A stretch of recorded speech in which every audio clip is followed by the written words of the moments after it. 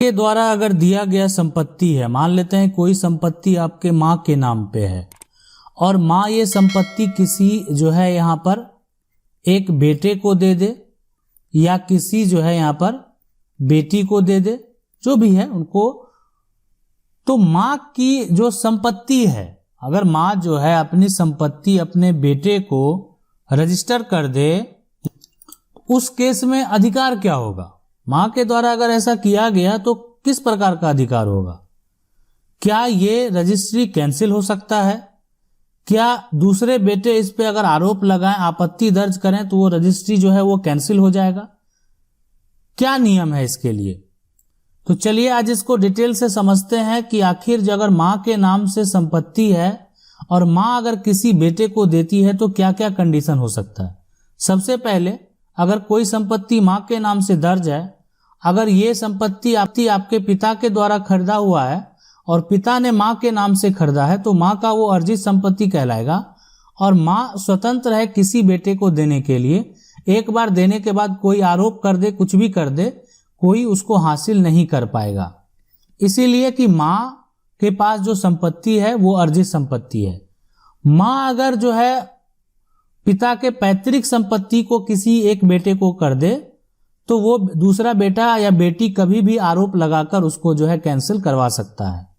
आज जो सवाल है, चलिए पहले उस सवाल को देखते हैं, फिर आगे हम आपको बताने का प्रयास करेंगे। सवाल है, सर मेरे माँ ने मेरे नाम पर 2 एकड़ जमीन रजिस्ट्री कर दिया है, 10 एकड़ में से इसको 10 जो है साल हो गया है, जो है उसका हमारे पास यहाँ पर पर्ची भी है, बट मेरा 2 बहन उसमें से जो है बंटवारा मांग रहे हैं, तो क्या उसको उसका बंटवारा मिल सकता है? मतलब रजिस्ट्रेशन कैंसिल हो सकता है।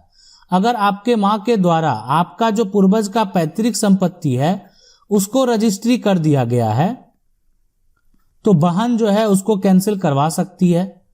अगर माँ का संपत्ति जो है या तो आपके नाना के द्वारा प्राप्त है या आपके पिता के द्वारा प्राप्त है, पिता या नाना, अब उसके बाद माँ ने इसको क्या कर दिया, बेटे को दे दिया, तो इस तरह का रजिस्ट्री जो है कैंसल नहीं होगा। इस बात को आप समझ लें, ठीक है। तो कुछ कंडीशन है जिसमें कैंसिल हो सकता है, कुछ ऐसे कंडीशन जिसमें कैंसिल नहीं हो पाएगा। सवाल है, नमस्कार सर, मेरा नाम राजीव कुमार सर, मैं जमीन खरीदना चाहता हूं जो कि गांव में पड़ती है, पर मैंने जब जो है उसने बैनामा मांगा तो बैनामा के कागज नहीं है, खतौनी में उनके पिता का नाम पड़ा हुआ है। सर 30 साल पहले स्टाम्प पर लिखाया गया था और उसमें विवाद था, बाद में जमीन मुकदमा में इन्हीं के नाम जो है पड़ गई, उन्हीं के नाम है, गाटा संख्या में, तो सारे इसमें कोई दिक्कत तो नहीं होगी खरीदने में, आप हमें बताएं।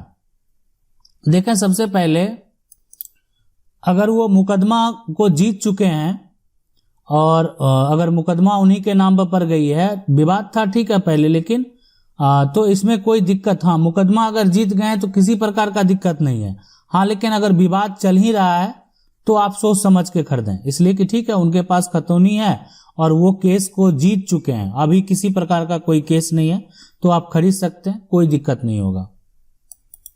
सवाल है, सर जी मेरे दादाजी के पास पैतृक संपत्ति था, अब उस जमीन को दादाजी ने वसीयत में खुद को अर्जित बताकर दादी के नाम कर दिया, अब दादी जी ने उसी जमीन को अपने 7 बच्चों में से एक बच्चे के नाम दिया, तो सारा जो है जितना भी है ना, सारा कुछ कैंसिल हो जाएगा, है ना, मतलब कुछ भी नहीं रहेगा। क्यों? इसीलिए कि संपत्ति जो है वो पैतृक था। पैतृक संपत्ति दादा को ना तो दादी करने जो है के नाम करने का अधिकार देता है और ना दादी को जो है किसी एक के नाम करने का अधिकार देता है। आप सिविल कोर्ट में इसके खिलाफ केस फाइल करें और आपको बस सिर्फ ये साबित करना है कि आपका संपत्ति पैतृक था।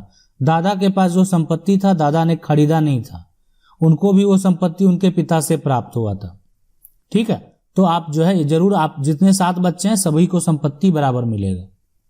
सवाल है, सर मेरे पिताजी ने सन 1978 में जमीन ली, सर हमारे पास रजिस्ट्री भी है, सर मेरा पिताजी 2007 में देहांत हो गया, होने के बाद जो है यहाँ पर मेरे और मेरी माँ के नाम जो है नामांतरण खुल गया, सर कोई जो है यहाँ पर मुजीमान ने मेरा पिताजी खत्म होने के बाद अतिक्रमण कर लिया है या कब्जा कर लिया है। सर मैंने 2016 में जो है कोर्ट में दावा किया था कब्जा खाली करवाने का। सर अभी तक कोर्ट जो है आदेश नहीं दिया है। उसमें जो है यहाँ पर कब्जा करने वाले ने जो है टीआई ले ली है। सर कुछ कोर्ट खारिज कर दिया। सर मेरे जो है अब जमीन को बोने नहीं देते हैं। सर क्या करूं, परेशान हूं।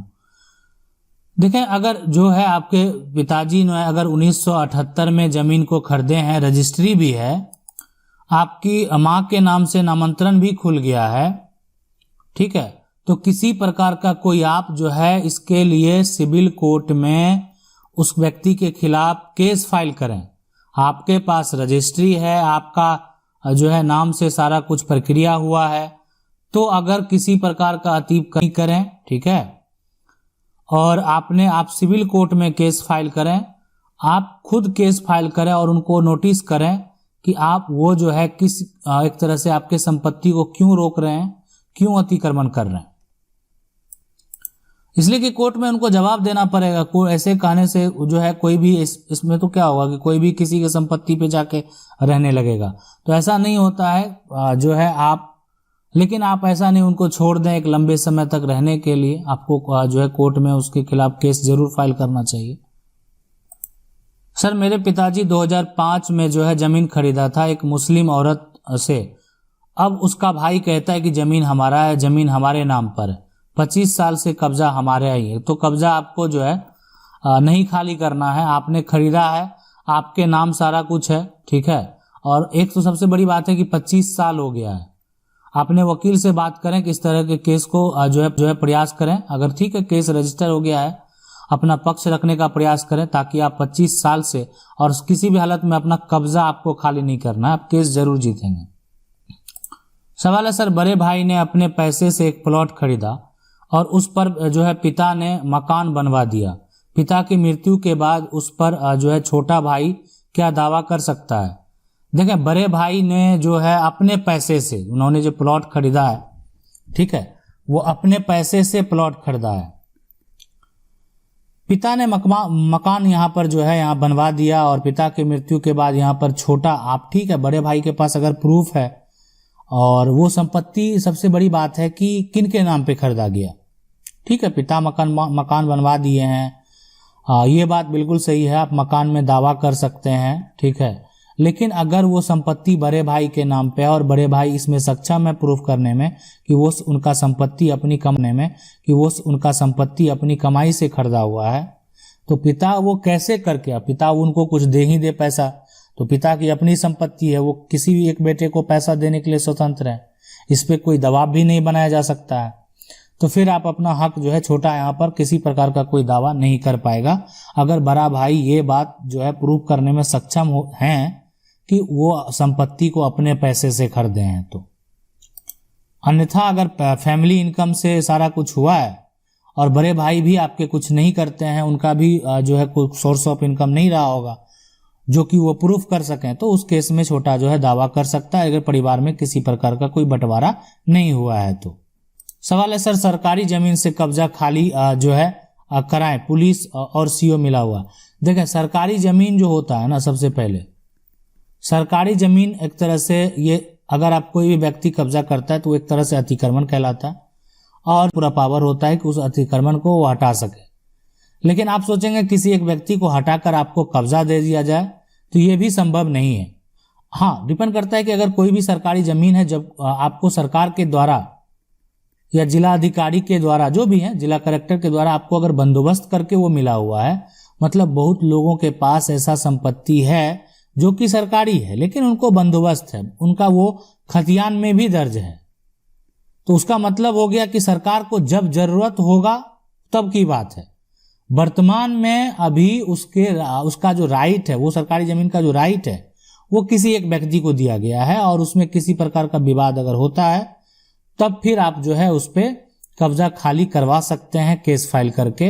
अन्यथा यहाँ पर किसी प्रकार का विकल्प इसलिए नहीं बचता है कि कोई सरकारी जमीन है और सरकारी जमीन पे अगर बात करें यहाँ पर कि आप कहेंगे कि नहीं मेरा यहाँ पर होना चाहिए और पहले चाहिए और पहले से कोई कब्जा करके मान लेते हैं घर ही बना दिया, रहने ही लगा, कुछ भी कर दिया। अब वो डिपेंड करता है अधिकारी के ऊपर ही कि अधिकारी उस पर क्या निर्णय ले। ठीक है, आशा करते हैं वीडियो अच्छा लगा होगा। वीडियो अच्छा लगा वीडियो को लाइक जरूर कर दें। चैनल को पहली बार देख रहे हैं सब्सक्राइब करके जो बेल